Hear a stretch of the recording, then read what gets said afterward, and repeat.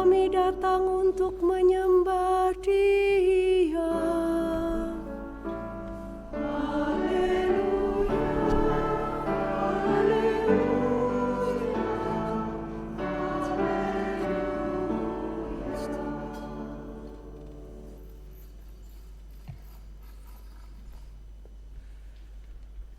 Tuhan sertamu.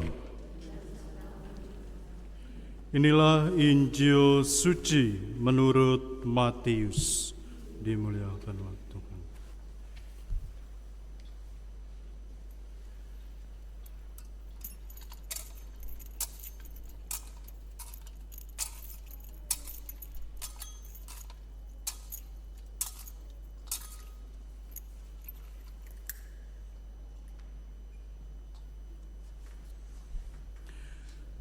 Sesudah Yesus dilahirkan di Bethlehem di tanah Yudea pada zaman Raja Herodes, datanglah orang-orang Majus dari timur ke Yerusalem dan bertanya-tanya, "Di manakah Dia, Raja orang Yahudi yang baru dilahirkan itu? Kami telah melihat bintangnya di timur, dan kami datang untuk menyembah Dia." Ketika Raja Herodes mendengar hal itu, terkejutlah ia beserta seluruh Yerusalem. Maka dikumpulkannya semua imam kepada kepala dan ahli Taurat bangsa Yahudi, lalu dimintanya keterangan dari mereka di mana Mesias akan dilahirkan. Mereka berkata kepadanya, "Di Bethlehem di tanah Yudea. Karena demikianlah ada tertulis dalam kitab Nabi, dan engkau Bethlehem tanah Yudea, engkau sekali-kali bukanlah yang terkecil di antara mereka yang memerintah Yehuda. Karena daripadamulah akan bangkit seorang pemimpin yang akan menggembalakan umatku Israel." Lalu dengan diam-diam Herodes memanggil orang-orang Majus itu dan dengan teliti bertanya kepada mereka bila mana bintang itu tampak.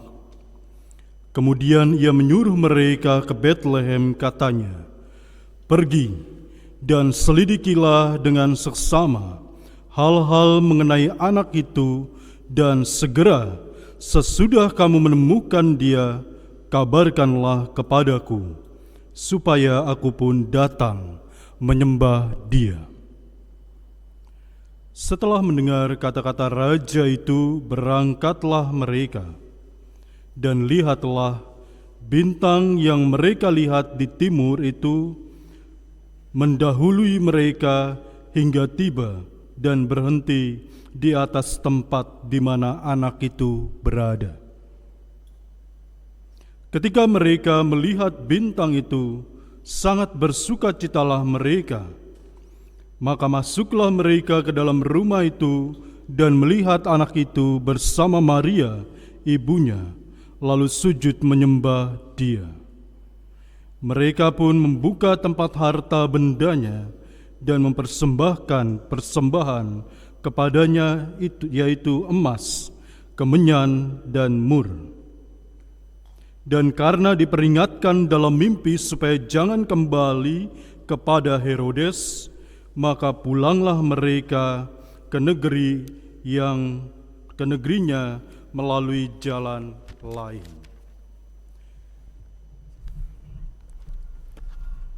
Demikianlah sabda Tuhan.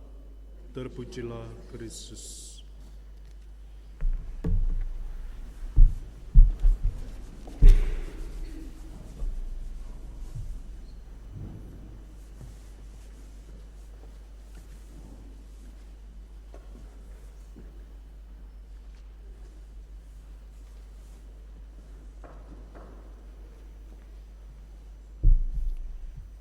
Saudara-saudari terkasih,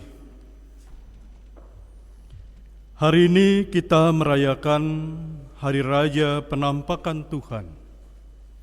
Dan tentu perayaan ini mengingatkan kita bahwa Yesus, sebagaimana yang kita kenal dalam hidup kita, adalah Juru Selamat yang datang untuk semua orang tanpa memandang bangsa, budaya, dan kepercayaan.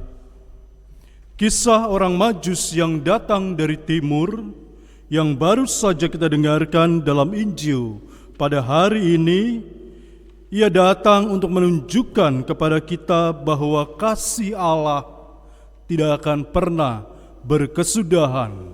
Ketika Yesus datang ke dunia, Yesus ingin menampilkan atau mewujudkan kasih dan cinta Allah kepada kita, umat manusia.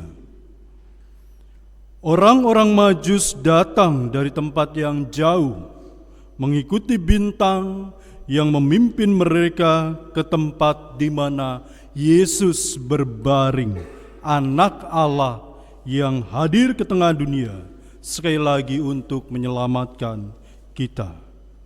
Perjalanan para Majus tentu tidaklah mudah, tetapi mereka sejatinya tidak pernah menyerah untuk mencari dan menemukan Tuhan, dan pada akhirnya mereka boleh berhadapan langsung dengan bayi Yesus. Dengan hati yang terbuka, para Majus mencari Tuhan. Hal ini tentu mengajarkan kita bahwa Tuhan selalu memberi tanda kehadirannya, tetapi kita hanya bisa melihatnya jika kita membuka hati dan sungguh-sungguh berharap dan mencari Dia. Saudara-saudari yang dikasihi Tuhan, ketika bertemu Yesus, para Majus menyembah Tuhan dan memberikan segala apa yang sudah mereka persiapkan, yaitu emas, kemenyan, dan mur. Apa arti dari tiga benda ini? Ya. Kalau tiga benda ini tidak begitu penting, tidak mungkin tiga barang ini ditulis dalam Injil dan terus-menerus setiap tahun, ya, udah 2000 kali kalau hitungan saya, ya, dibacakan dan disampaikan kepada kita. Namun apa arti dari tiga benda ini? Kenapa para Majus mempersembahkan emas, ya, terus apa? Kemenyan, ya, kemenyan nih, ini kemenyan ini, ya, dan mur, ya. Tentu persembahan ini memiliki arti yang begitu mendalam. Emas melambangkan kemakmuran, kekayaan, dan pada zaman itu hanya raja yang boleh menerima persembahan emas, ya. Jadi kalau Bapak Ibu memakai emas, ya, kalung, cincin, ya, dan hidup di zaman itu tidak lain dan bukan Bapak Ibu adalah orang-orang besar, ya. Orang-orang bangsawan, ya. Dan itulah yang dipersembahkan oleh ketiga raja tersebut, ya. Kemudian kemenyan, ya. Apa artinya kemenyan, ya? Kalau dengar kemenyan itu, ya, kalau orang-orang kampung itu udah mikirnya perdukunan, ya. Tapi bukan itu artinya, ya. Menyan dipersembahkan sebagai lambang, ya, lambang keilahian dari Kristus itu sendiri. Karena pada zaman itu kemenyan digunakan hanya untuk ritual-ritual keagamaan. Kebetulan konteksnya adalah Yahudi, ya, maka ritual apa kemenyan ini digunakan untuk apa? Untuk menunjukkan, ya, persembahan hati para raja kepada Allah di dalam doa-doa dan niat tulusnya untuk bertemu dengan Allah. Dan yang terakhir adalah mur, ya. Tahu mur? Pernah lihat bentuknya seperti apa? Ya. Mur dalam kitab suci, dalam Injil seringkali diartikan atau dilambangkan dengan pengorbanan. Ya. Jadi menarik bahwa dalam 3 benda ini dilambangkan atau ditunjukkan oleh para raja siapa Yesus itu yang lahir ke dunia. Ia adalah seorang raja, orang besar, ya. Yang kedua, ia adalah Allah yang datang ke tengah dunia, dan yang ketiga, kedatangannya yaitu apa? Untuk memberikan cintanya yang tulus kepada kita, manusia yang dicintainya. Ya. Bukti dari pengorbanan Yesus adalah akhir hidupnya. Ya. Saya kalau membayangkan, ini kita sebenarnya nggak boleh ngomongin ini karena Yesus baru lahir ini. Ya. Tapi toh ini disampaikan dalam Injil, ya. Mur melambangkan pengorbanan Yesus, ya. Saya nggak tahu Yesus itu ketika dia diperlakukan seperti itu, ya. Tuhan ini loh diperlakukan seperti itu, ya. Kadang-kadang saya merinding, ya. Ini apa Yesus ini nggak protes kah? Kita ini udah disenggol-senggol di kita, ya, udah kesel, ya.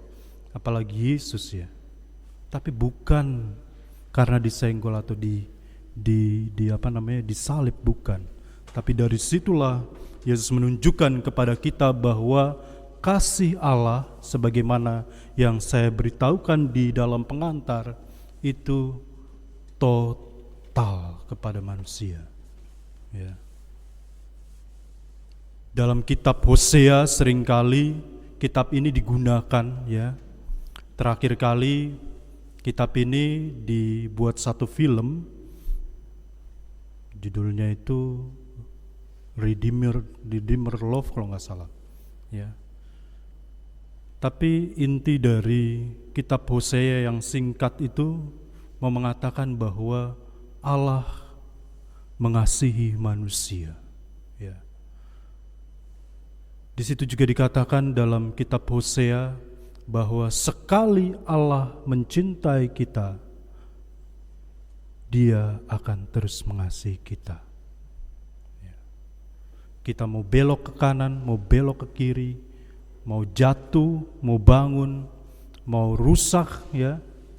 Tapi kalau Allah sekali lagi mengatakan mencintai manusia, cintanya tidak berkesudahan sampai pada akhir hidup kita. Ya. Pertanyaannya, maukah kita terus datang seperti orang Majus yang mencari Allah, ya, mencari kehadiran Allah di tengah-tengah hidup kita dan mempersembahkan apa yang menjadi bagian dari hidupnya untuk Allah? Maukah kita mengikuti teladan para Majus dalam hidup kita sehari-hari? Dan hal yang terakhir yang menarik dalam Injil itu adalah mereka diberi mimpi.